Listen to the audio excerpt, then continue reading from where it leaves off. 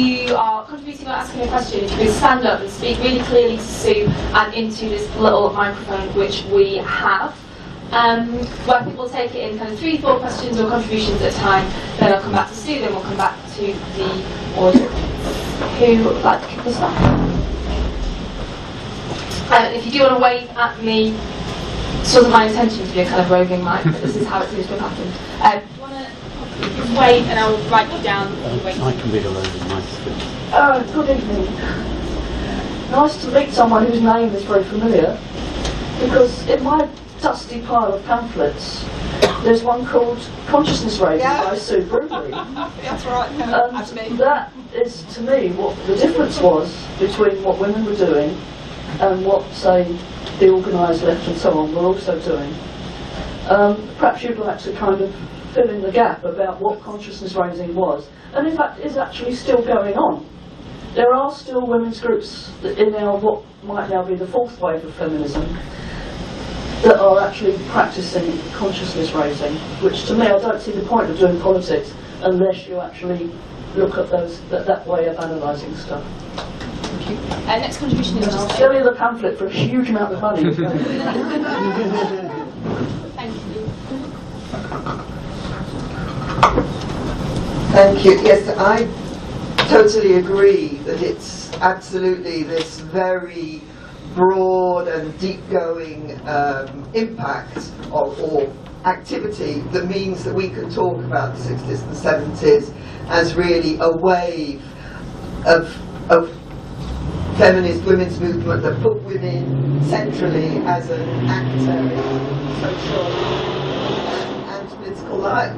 And I mean, it was even further than that. In the mid-1970s, I was in Manchester. I was a member of the Labour Party, and certainly the Labour Party then. I've been in Paris since the early 1980s, so I don't know. I'm not going to speak about anything recent, but the Labour Women's Conference, Labour Party women's sections. I mean, they also were affected and were part of this whole movement. I remember at the time, you know, I was in my 20s, and a lot of them were in their 40s and 50s and 60s, and they were saying, yes, so we've been going out canvassing for Gerald Kaufman for all these years, so now we should do something for us. He should defend, you know, the 67 abortion law and this sort of thing. And of course in the trade unions as well, the development of trade union women's commissions. And I think we have to include all of that in what we mean by the women's movement, the consciousness raising groups, and it was all of that meant, in my opinion, that was a wave that maybe we're seeing beginning to develop, not as far as I can see so much in Britain for the moment, but in those countries that have had mass women's strikes and so on. And I must say, to talk about the women's liberation or the socialist feminist conferences, because we're both at the time, as formal events, doesn't really chime with my memory of them, because they weren't exactly very formal. But I know what you mean. But I think they are also an important moment. The fact that there were the first 4 demands, and then we added 2 more, and then 1 more, if I you know, showed to what extent that movement, okay, in the active part of it that would come to such national get-togethers, was developing and taking on board new questions, because of course it was the questions of sexuality and violence against women that were in the demands that were added after the first 4. So I'm very interested to hear about all this oral history work that's being done. Just one thing, in your first sentence you did say something that made me a bit cringe, because I would never talk about any social movement as being a UK movement. I think the situation in Ireland is so different, and the north and the south of Ireland are much more connected to each other from this point of view than actually with England, Scotland and Wales. So I think it's a term better not used. Anyone else before I ask Sue to, yeah, over here. Thank you. Can I ask if people would introduce themselves, so where they're from? I'm from the Feminist Library, and that's what I wanted to say. I was really glad that you said about the archives in the north. But we also have a feminist library in London, and we also have a UK-wide network of feminist libraries and archives. And also, I don't know if you know about Amy Tobin's work on women's spaces. Back in those days, it's very interesting. We've got some pamphlets, one of my favorite pieces of writing, feminist writing ever.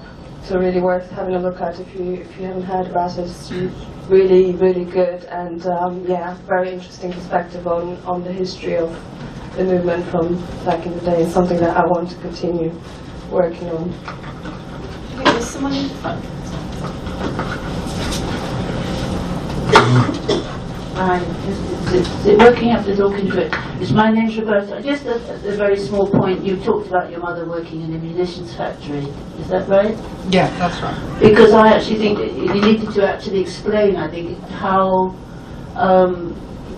women worked in the land army, they worked in munitions factories, they built Waterloo Bridge. You know, they did so much during the war because they had to. And there was this massive move which was ideologically pushed by people, by child psychologists like Bowlby and so on, you know, that a child would go up, you know, very insecure if it wasn't with its mother for the first. So there was a massive ideological push post-war to get women. I mean, women did have to go to work, obviously working class women, but the ideologically was the idea that, you know, you'd feel really guilty if you weren't at home being a good mother, etc., etc. And then that contrasted with, as you also mentioned, the expansion into higher education, which was massive, a massive expansion, which we all benefited from, you know, in the early 60s and so on. So there were these two very conflicting things, which of course, when you say it was part of the general student movement, the anti-war movement, the anti-Vietnam, and the student movement and so on, it was definitely, we were part of a massive movement to change things post-war, really, with the new settlement that we actually got post-war. But women were very much pushed, and I think that happens all the time. Ideologically, when necessary, women are sort of contorted into some kind of ideological prison. Anyway, that's enough. Who's next? Oh, where? Sorry. Sorry, do you want me to give them? No, sorry, the lady in green. Sorry, I know. No, I just said there's only 4 questions. You just wanted to confirm. Yeah, sure. To give Sue it's time to come back.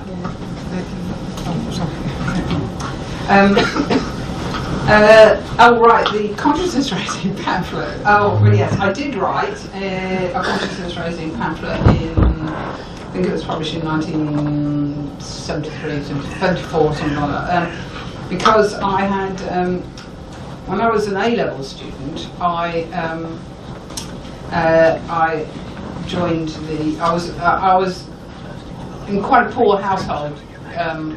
You know, I came from a very working class background, and for all the reasons I've given, I was able to go to LSE in 1970, and in 1969 though I joined the International Socialists and was a member of IS, but I got disillusioned. So I was still a member of IS when I went to LSE, and I kind of got disillusioned with it by 1972. And I joined a local consciousness raising group, 72, 73, 74. And I suppose because I was a student and starting to write and things like that, and I just thought, wow, I really think I want to write all this down. And so I wrote it, and I couldn't get anybody to publish it. So I just got it duplicated myself. And the first publisher I sent it to, or I tried through various friends to get it published. And the first one wouldn't, it was a radical, a printer. I decided to just do it myself and get it printed and sell it myself. And the first printer refused because he didn't agree with the content. So I got it in the end. I did get it published, and I just slogged around and distributed it myself, really, and sent. People in the old days you could do that. I suppose people send you a standard addressed envelope and a postal order or something like that. But I know that when I went up to Yorkshire to Feminist Archive North, that Al Garthwaite and people like that, you know, had read it. And I know it was quite widely read. So, because what happened was that people used to photocopy it and just use it at meetings. It's Amanda, isn't it, in green? It's Yes. Amanda, isn't it? Sorry, I knew I recognised your face. Yeah. So what we did, the consciousness raising groups really were for any woman to come who. But what we did was closed. I think if you want to get anywhere with consciousness, you can't just keep having new people join you all the time. So once the group is set up, you close it and you have a kind of weekly meeting. And it was an incredibly important experience because for those women in that group, you have a commitment to each other and a commitment to the group. So barring kind of death, you know, serious accidents, you had to go to the meeting, and each woman.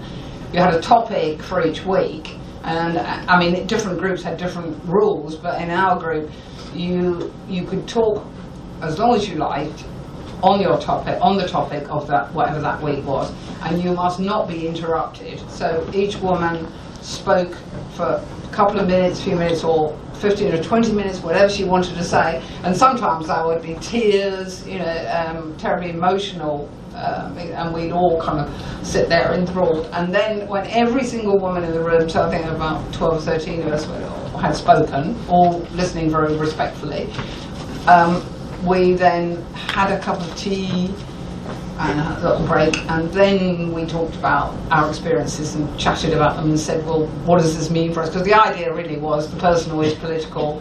We will generate ideas from our own experiences, and that really was and I think you have to remember that at that time women were just treated in public in such a derisory way. I mean, when you consider that Sheila Rowbottom and Sally Alexander, when they first tried to, in the Labour movement, obviously there was a big tradition of Labour history, and when Sheila and Sally Alexander tried to raise the idea of women, they were just laughed out of the room by these kind of male trade unionist Labour historians, and that is why the Labour, the first Ruskin conference happened, because of the way that they'd been treated. You know, so people didn't take you seriously about so many things. You know, you just completely. I don't think people understand the way in which. That women were treated then, and so to have your own safe space in which you could talk to other women, it's not unusual for a woman to not say anything for weeks, and then all of a sudden, it all comes out because she feels safe at last. And I think that we have to remember that you've got to have these women-only spaces. So that was what consciousness raising. I totally agree with the idea about the formal, that we do need to have the records of the formal, to know about these things, like at Labour Party conferences, at TUC conferences. The problem is that historians, they just go to the formal records and they don't look at anything else. The chat that's going on, the general ambience, the changing relations between people and the social activities and things like that. And they're just not written down. I mean, one of the things I discovered when I went to Feminist Archive North, there was a Heritage Lottery Fund grant to do Bolton Women's Liberation, and I went through all of the material, and there was just one little sentence, just because obviously the interviews were sort of led by what people felt they should ask about, formal campaigns and meetings and what you did and stuff. And I just happened to see one sentence about that some women had set up a house together, right?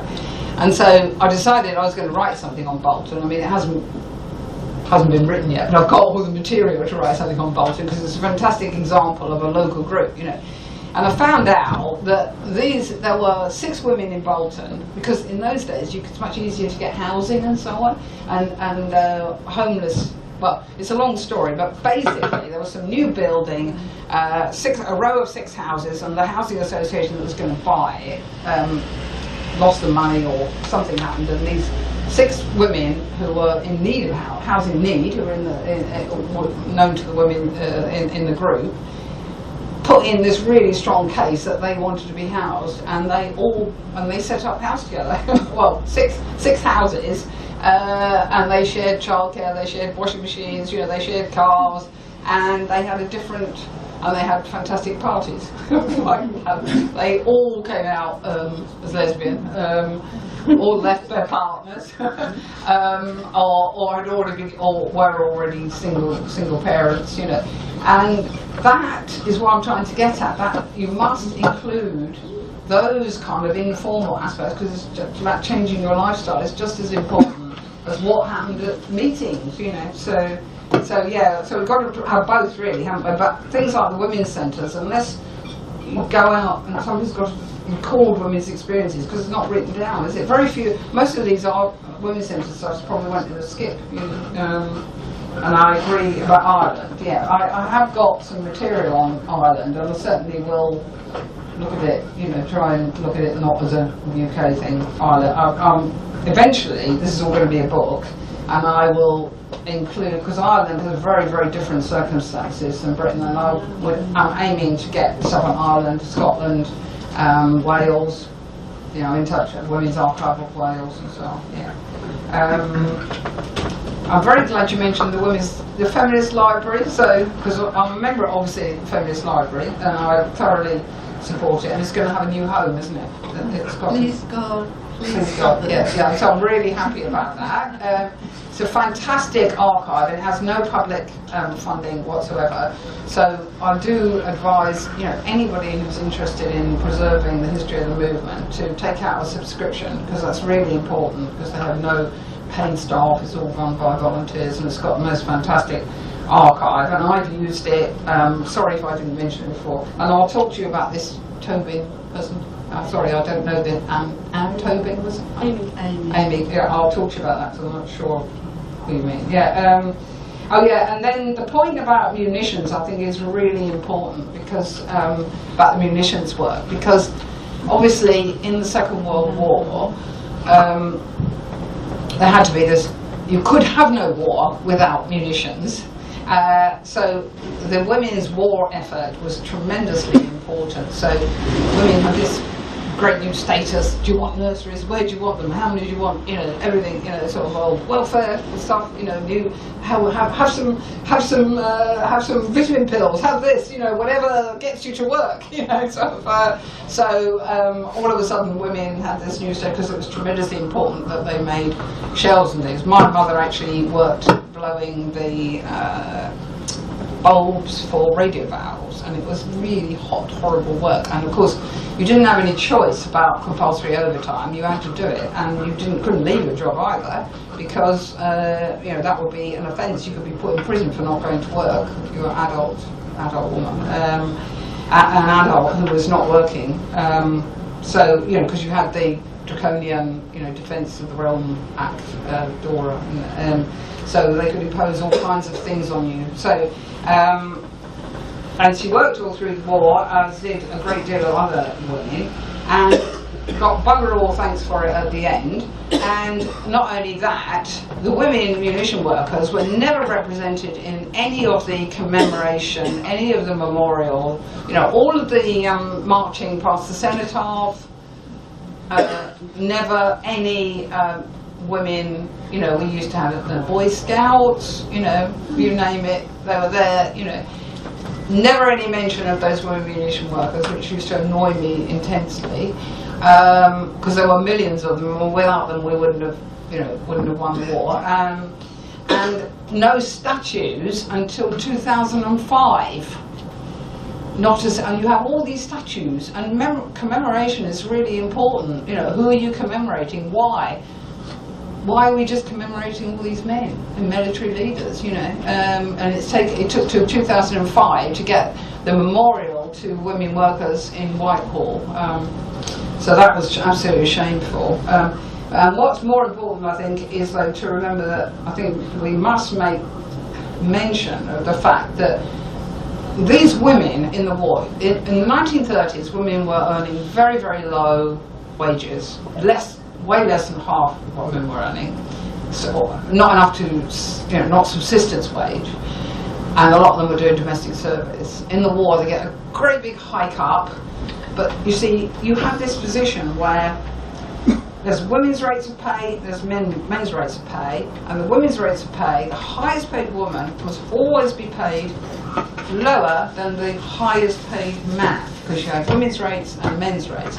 Now, these women, you've got full employment, and they want them to work. So women realised they had all this muscle, all this power, so they had this organisation called the Women's Parliament. They were also active in the trade unions. They started arguing for equal pay. And what a lot of people don't realise is there was actually, you know, we had the Sex Discrimination Act in 1975, but the women in the war were arguing for a Sex Discrimination Act in 1943. So, because some women, the most enlightened trade union women, suddenly started to say, why have we got women's rates and men's rates? Why don't we just have a break for the job? Huh? Isn't this obvious? So that was a tremendous push, but they just didn't get through Parliament. But there was a really big effort to get a Sex Discrimination Act passed, which would have radically changed post-war Britain.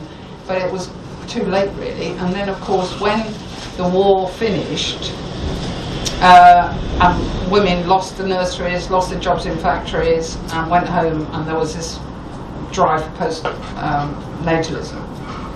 It meant that women didn't have any power anymore. So what could you do? You know, so they kind of lost it big time.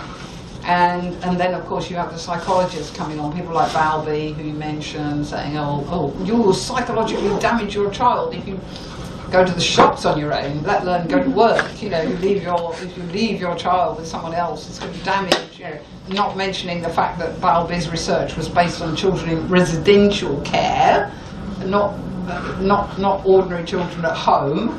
That the research was fundamentally flawed, and yet it was used to guilt trip women about going to work. Yeah. So I agree with that.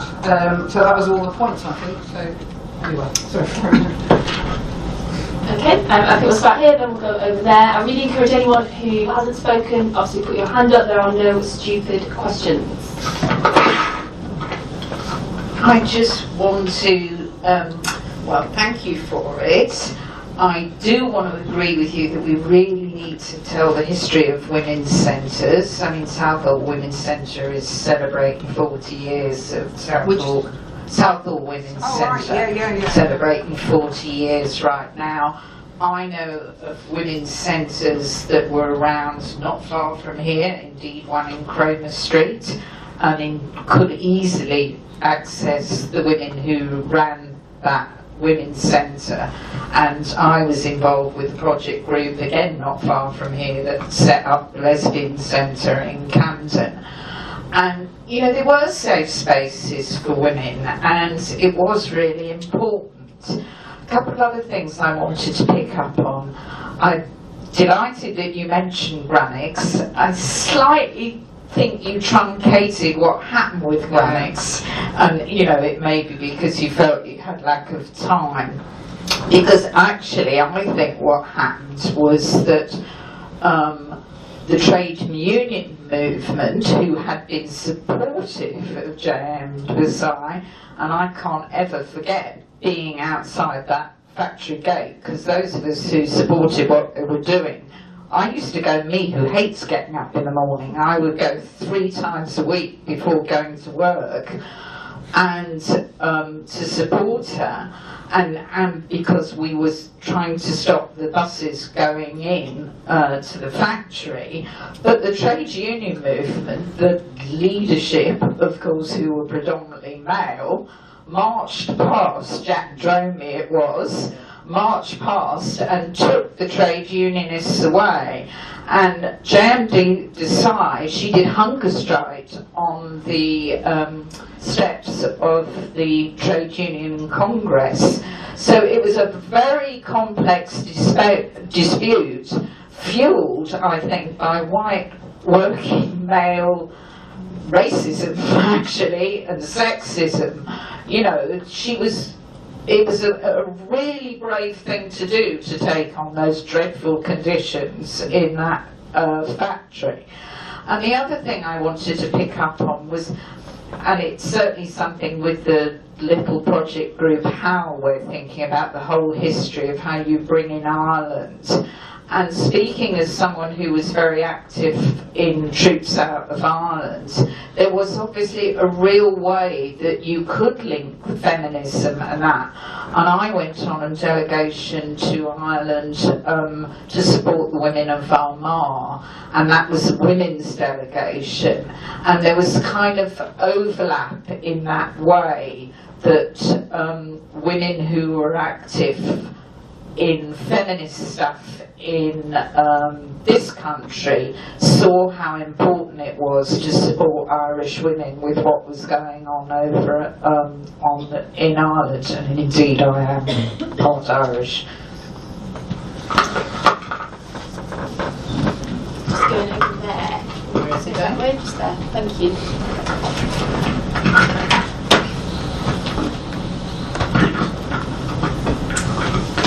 Thank you. I wanted to just say a bit about a couple of things. Firstly, about lesbian custody, because you didn't mention that, but an awful lot of women walked out of their relationships with men and lost custody of their children. It was absolutely routine and predictable that if the man was contesting custody, then the woman would lose custody. We were seen as unfit mothers, and there was a big movement of lesbians with children who were completely distraught, often because they were denied any access to their children. The idea that children could go into a lesbian household, for instance, was seen by many of the judges as being abhorrent, and they had to choose between a relationship with another woman or relationships with their children. So, and that has been completely written out, I think, of history, and it's really important to put it back in. And then a bit sort of moving on from that, some of us as lesbians decided to have children, and to do that in a very different way. So we had seen the way our mothers were, as we saw it, trapped at home, and it was exactly like you describe, a very frustrating and miserable existence for a lot of our mothers. So we were going to do it differently, and I was part, for instance, of a group of women, about 7 of us, who decided together that we would have children, and we were supported by gay men in donating sperm, but with absolutely no expectation that they would be involved. They would, the idea was that we were going to have children. They were supporting our decision to do that, and I still have, you know, the best friendships have come out of that time with other women who went on to have children, and our children knew one another, often call one another kind of, you know, brother, and feel very close to one another still in their 40s now. And we wanted to do it really differently. So not only did we, you know, take care of one another's children, some of us breastfed one another's children, we had a lot of shared childcare. We went on lesbian and children holidays to places like Lauriston Hall in Scotland, that was a community, or Halton in Yorkshire, or Monkton Wild in Lyme Regis. and had sort of weeks together with lesbians and children. We also had regular fun days, kind of monthly times when we would meet up on a Sunday and the kids would have lots of games and do things together, but get to know one another as the children of lesbians and have some kind of solidarity around that. Yeah, okay. Oh, and the other thing about that was that we were ever so clear that as lesbian mothers, we weren't going to be tied to our children all the time. So the original demand of 24-hour childcare never meant that the children should be looked after for 24 hours a day in a creche, but the idea was a demand for flexible childcare. And we really needed the time for ourselves, so we arranged things so that we either might look after several children together, or we would have time to go out, go to meetings, meet our friends, but have time that was completely child-free. And that was really, really important. And it seems something that, you know, we've lost now. So all the young people I know, all the women just seem stuck to their children all the time. And I think that's something we've gone backwards on.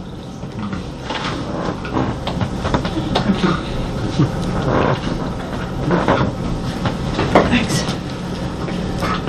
One thing that hasn't been mentioned is the power of the word of mouth and the stickering. You mentioned the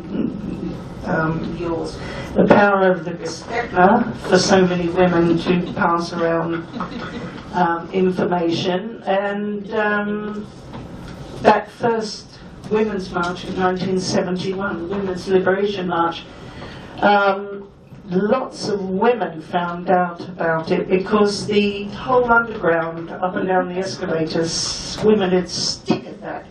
And I kept going up and down the escalators on the way to and from work, scribbling one detail, and then I'd be past it. I didn't want to be seen to be writing any of that down, but it was there. And also you occasionally saw stickers that made some remark about the sexism of the poster or whatever else. So lots of women turned up on that. It was flabbergasting, first March, merely through seeing stickers, flyers, something, and they just turned up in droves. I thought there'd be about 20 women when I turned up because I thought I was the only feminist in London. It was phenomenal. And the other thing that did help was there was a women's liberation workshop in London. It called itself the women's liberation called itself an umbrella movement, so that people were doing their own things in their own regions, their own local areas, their own group, their own this, that or the other campaign, or whatever it was, helping women, doing this, doing that. And there was a central office, very small, very pokey, with a gestekner and so on, with Flora working in there. And there were lists on the walls of, if someone rang in from Leicester and said, I saw this and so on, is there anybody I can contact up here? Flora would know exactly whose number she should give, and if there wasn't a local group, she would say, you can contact someone in so-and-so, speak to them, see what's going on. If you find out there's anything in Leicester, let us know. And then the wall would be scribbled on with bits of paper with new people coming up. But there was a way of passing information around on the phone or letter or something else like that. Stickers, flyers, gestekner produced stuff, a lot of which has disappeared, of course, but that was really important because it was the grassroots way of communicating, and you passed the word around in that way.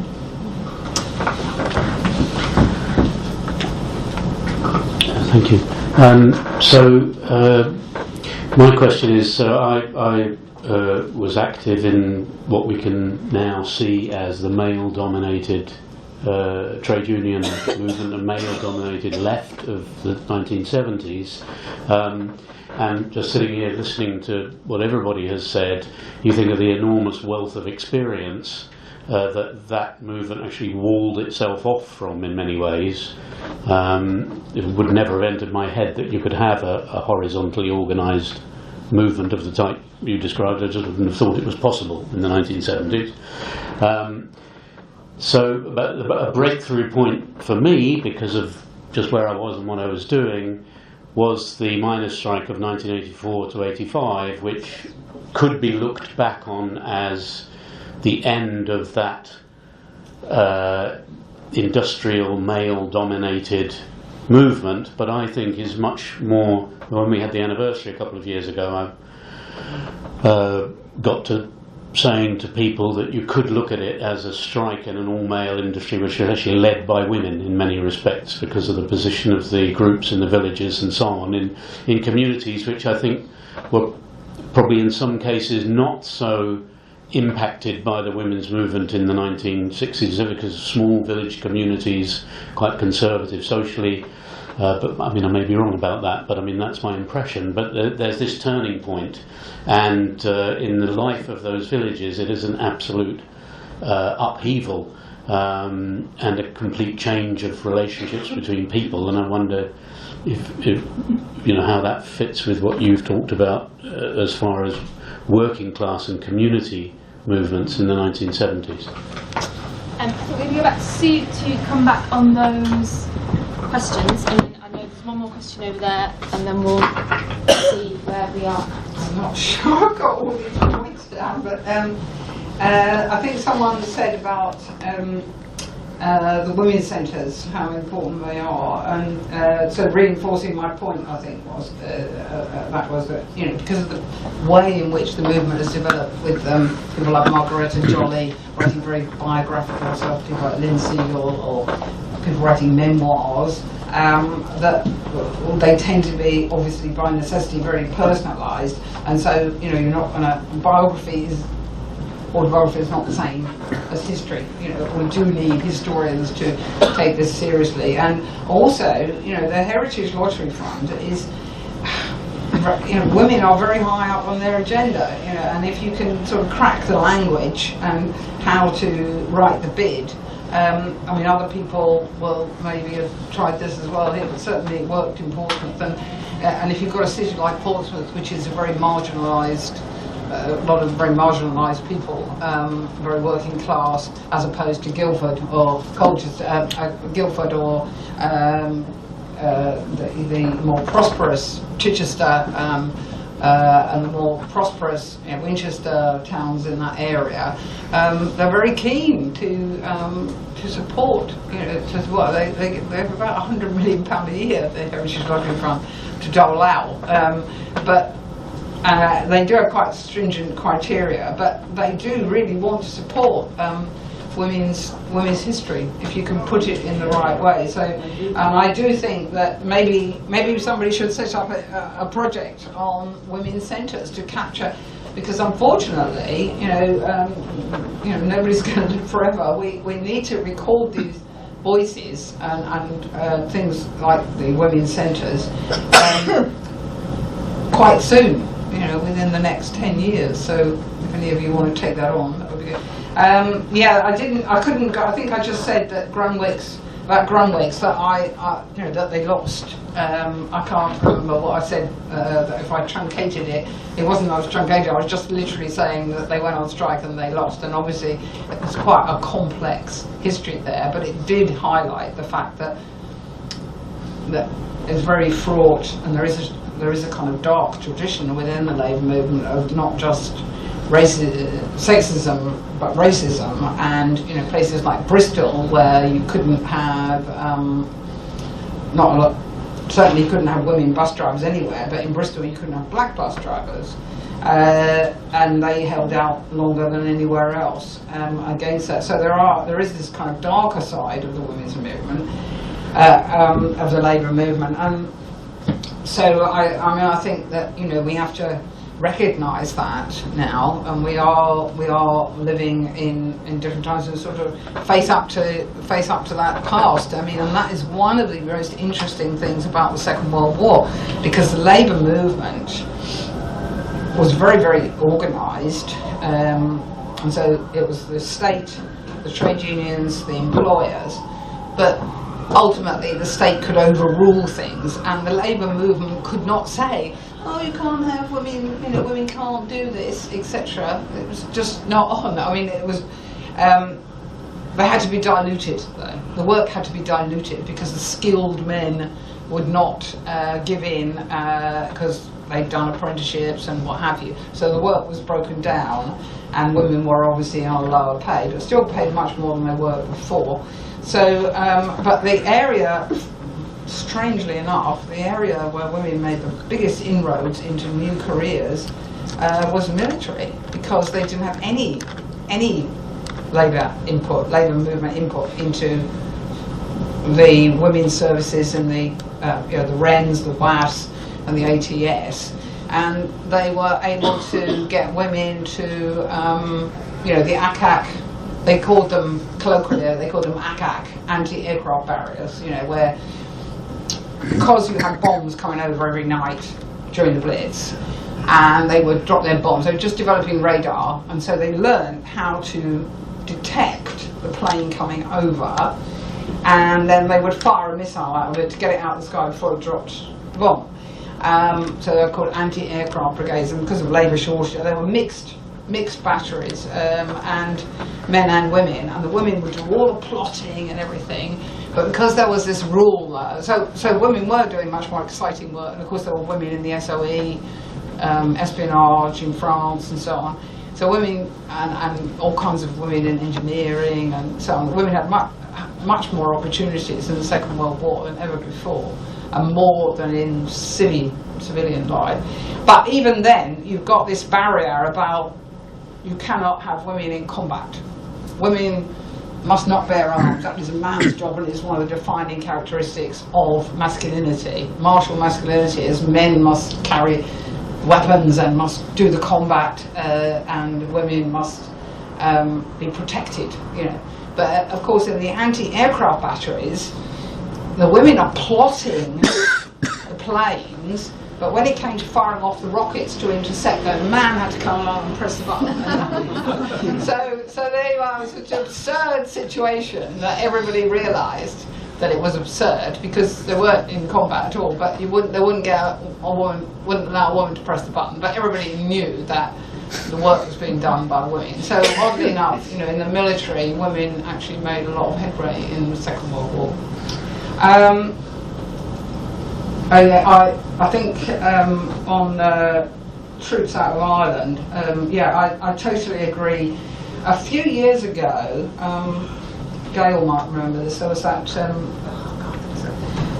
there was funding for these oral history workshops all around the country, and they were done with a project that was from the Women's from the British Library and the University of Sussex, wasn't it? And they did them in London, Yorkshire, Edinburgh, and they did have one in Ireland. Yes, it was the old women's library before it got moved. Yeah, that's right. Yeah, and all those talks have been transcribed, and I've read every single one of them. And the one on Ireland is absolutely fascinating, because what they were dealing with in Ireland is totally different from any other kind of experience. And I do think that we have to include. That must be written into the history. Yeah, obviously the lesbian custody thing is incredibly important, and I mean, when this gets written, when I get to write the book, because I've got all the research, pretty much all the research now, there will be a significant mention of lesbian custody, and looking at the history of those cases. I mean, you're absolutely right, that it was it's a very important part of the movement. And if you go to the Bolton case, I mean, one of the women in Bolton who left her husband, who went into the Seaman Street, the 6 houses that they all linked together, she left her husband, she had 2 children, and she was absolutely terrified because she knew that if her husband mentioned in court, because he was contesting the children, that if he mentioned in court that she had left because she was a lesbian, she wouldn't have either of the children. So in the end, she was so afraid of what would happen. I mean, she did a deal where her husband kept the boy and she went with a girl. So she lost one of her children. But she developed quite good relations, friendly relations enough for him, so they did end up going backwards and forwards to each other's houses quite a lot. So he came around to it in the end. But it was a truly terrifying time, and things like that happened all the time, which is just ghastly. And so I'm fully in agreement about that. Yeah. And I think it's a really important point. I didn't have time to mention about the holidays, because this whole thing about culture is so important to mention, that there were quite a few women who inherited properties in the country who gave them over to the women's movement, and you could book holiday in those days. They were run, I think, by people who were signing on, and they got away with running these holiday homes for women. And I've heard quite a lot of women mention about going to the one in Hereford, the one in Yorkshire. I didn't know about the one in Lyme Regis, and that kind of thing is really. We mustn't overlook those aspects of the movement, and also about just the social history side of it. The old Bruley inky gestetners. We can't understand today. Young people don't understand that you had to tighten the thing. It was all messy and sticky, and then you had to put it on this big drum and then turn the handle, and then if you made a mistake, you couldn't do anything about it. You had to either retype it or go XXX and then add a bit on, or it's just and telephone trees were really important, and also when women set up things like Lesbian Line. Now I can't remember where it is on one of the archives I looked at. There are the archives of the first Lesbian Line in London, and in the first year they had five calls that were so alarming. They had to immediately get a taxi and rush to the woman's house because she was on the verge of suicide, because she was she was calling out of such desperation, saying, "I'm gay and I can't do anything about it." So there was a really important service, Lesbian Line. And if you go back to Arena 3, which I've looked at, which is from the early in the 60s, there was a sort of lesbians who aren't really out, who joined this thing called Arena 3. It was all very coy, and they had to have stuff in brown envelopes, and it was sent through the post, and because women were basically in the closet. And if you read those articles in Arena 3, a lot of them, this shows what the women's movement has achieved, because a lot of them were, because this is pre-women's movement, and they're saying things like, "I'm so depressed, what can I do? Do you think the doctor might help me?" Or "I've been to the doctors and I've asked for a treatment because I can't stand my life like this."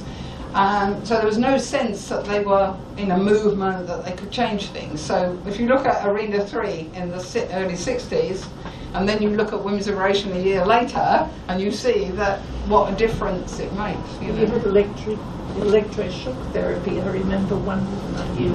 Yeah. But that because she was lesbian. Poor, these women who are so isolated and lonely, etc. So, and I totally agree as well with the point about children. That it's not even a thing about lesbians and heterosexuals. Children just can't even go down the street now, without being excessively protected all the time. And I think it's a great shame that they can't use their imagination or a little bit of freedom. I mean, like I've just been reading, I did an interview, I've just been reading the transcript of one of the women we interviewed in Portsmouth.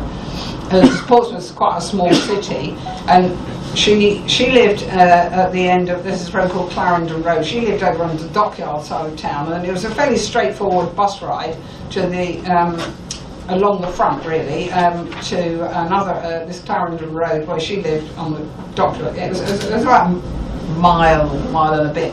Anyway, she used to put her 4-year-old son on the bus in the morning, and he would be collected by a lollipop lady at the other end, who would put a 4-year-old on a bus.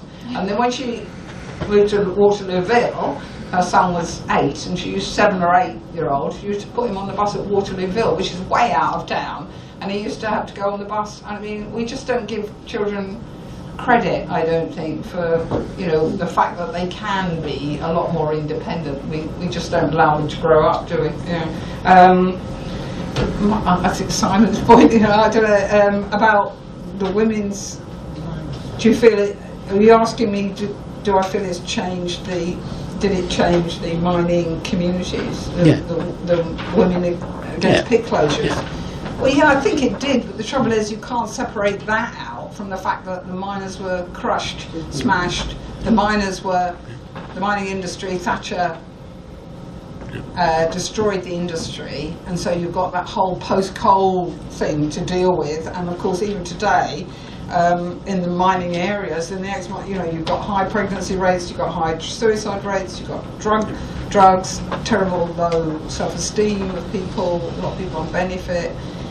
They haven't really dealt with it at all, have they, the sort of post-coal community? But I do think that it did change in some families, yeah, it did change the way women were certainly much more assertive, and the fact that they were able to enter the labour movement, whereas before they'd been completely sort of marginalised, haven't they? I think that was important, but sadly I think they were overtaken by the wider kind of events, really, weren't they? You know, but other people are doing more stuff, I think, on the coal field. We may hear more about that. I don't know.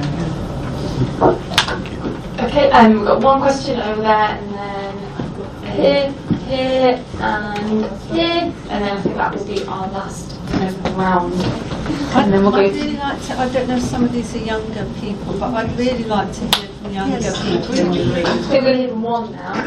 Yes, No pressure.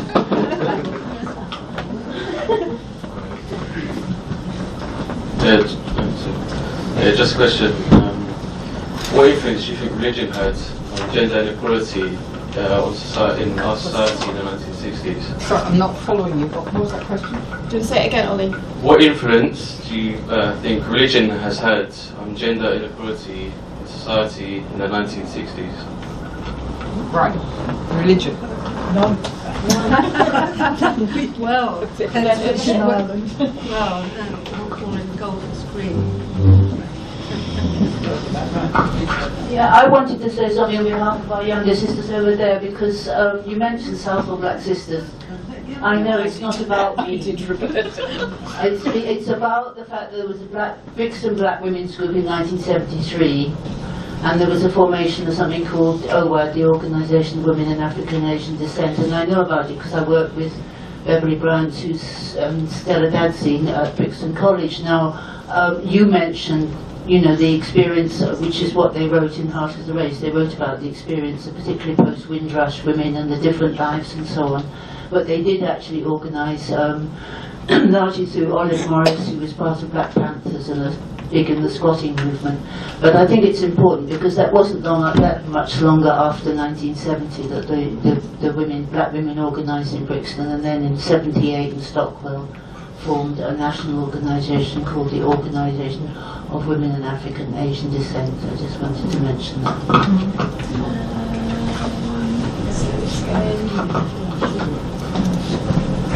Thank you. Okay. Someone else.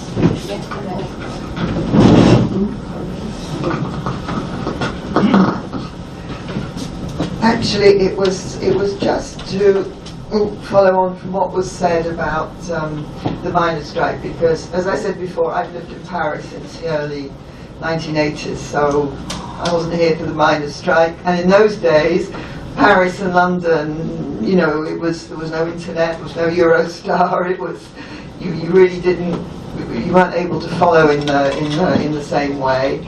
But it seems to me, from what I remember of, you know, a vibrant women's liberation movement, as I said before, I was first in Manchester, then I was in London. There were local groups, there were consciousness raising groups, there was the National Abortion Campaign, there was all sorts of things. And then it seems to me that in actual fact, the effect of the miners' strike was more to destroy the left, including the women's movement, than unfortunately anything else. I mean, I think Women Against Pit Closures, and I must say it's the big criticism I have of the wonderful film Pride, that it doesn't actually show women against pit closures hardly at all. But it seems to me that that's the main effect of the women's movement, because I never really, I mean, I don't know, why do you think that the women's movement in Britain has so, in any visible way anyway, completely disappeared? Because when we see, you know, 8 million women on strike in Spain and so on, and there's been ongoing activity all the time that I've lived in France, and from what I see and from what my friends with whom I stay in contact tell me, there is really very little activity as any form of movement. Maybe it's a false impression, so I just wonder what you think about that. So it's just there, and then we'll come back to Sue. Yeah, I just wanted to say, sort of as a question, but more as a statement, that it's important to say how important the women's liberation movement was for liberating men as well. And as someone who was growing up during the movement, I felt the inspiration. I felt that it was possible to criticise things that I think weren't criticisable before, that there was more space. And unlike Simon, I was part of movements that were very much influenced by the women's movement, so and had similar structures. So the claimants movement has always similarly worked on the, you know, you had local organising, refused to have any national structure that would dominate, and yeah, it was always down to a local organisation, you know, organising things and being federated, and yeah, the squatting movement, all these movements. I mean, we did have a talk by Lynn Siegel previously that had a, you know, that was partly about the crossover of those movements and the inspiration. And I mean, yeah, I'm not saying that you should put your research into men as well, but you know, it was very important.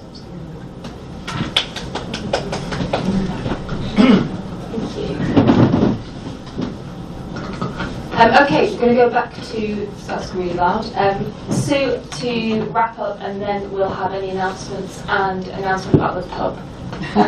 Thanks. Religion. It's a good point. I personally have never been religious. There are Christian feminists, and of course we now have women in the actual women priests and so on, women bishops we have, so women have penetrated that kind of male citadel as others, which I think is a great thing. I've always been pretty detached from religion, really, because I've seen there's been so many wars that have been fought in the name of religion, like in the First World War, you know, killing Germans was associated, you know, as a Christian duty.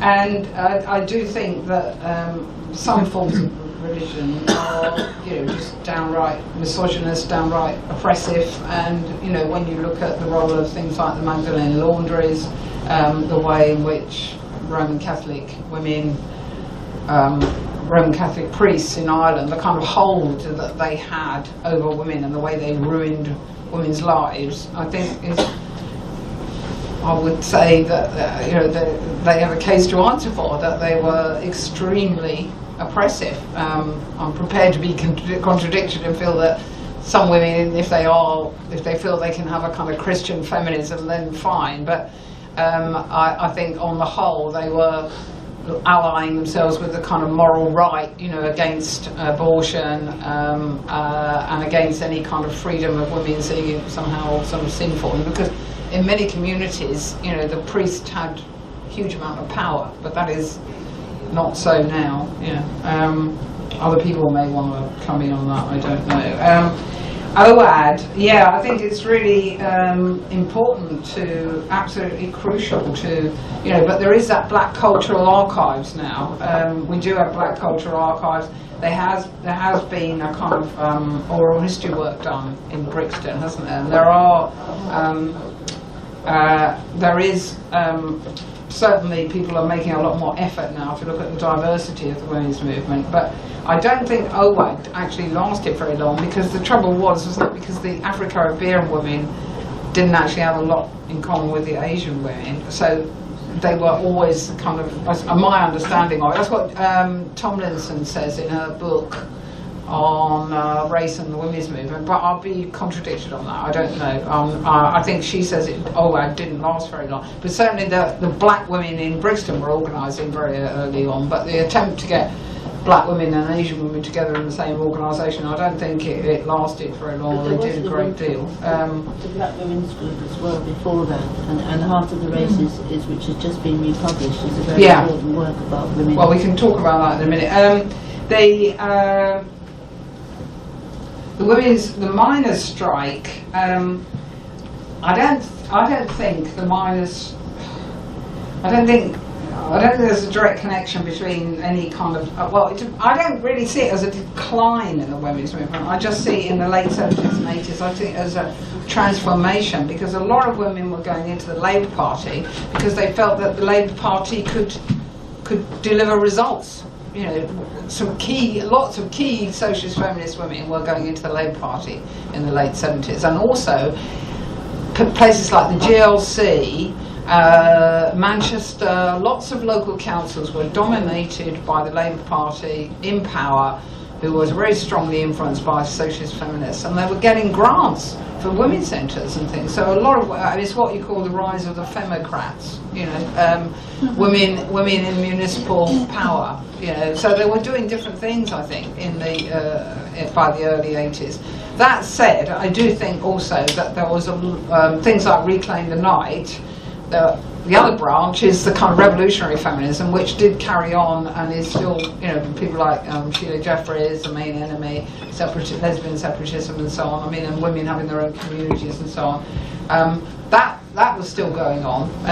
So I don't think you can write them off. I don't think you can just say the women's movement declined. I think it changed and became much more diverse, and women were acting in different ways, really. The point about men against sexism is really a good one, because I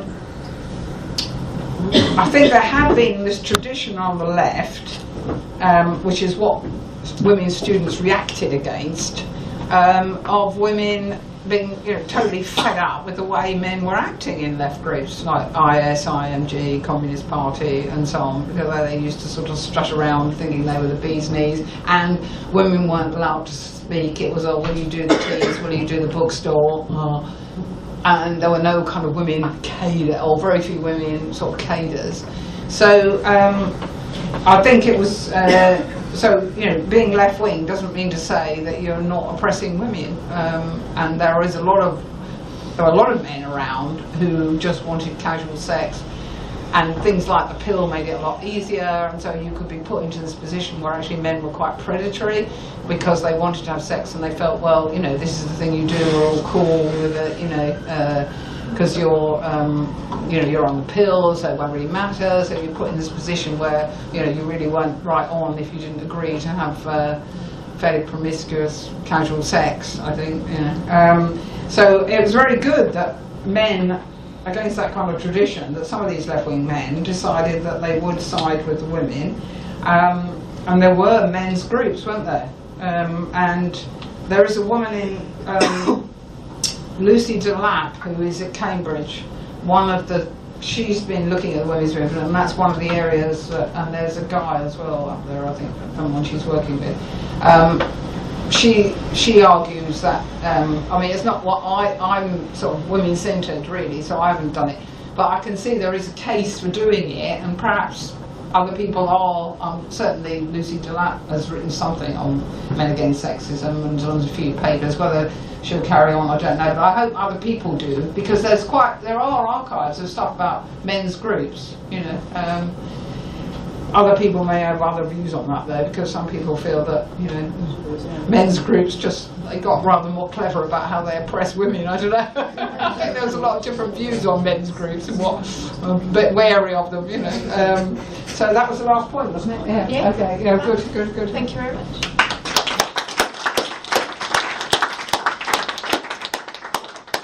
We've got a couple of minutes now for announcements.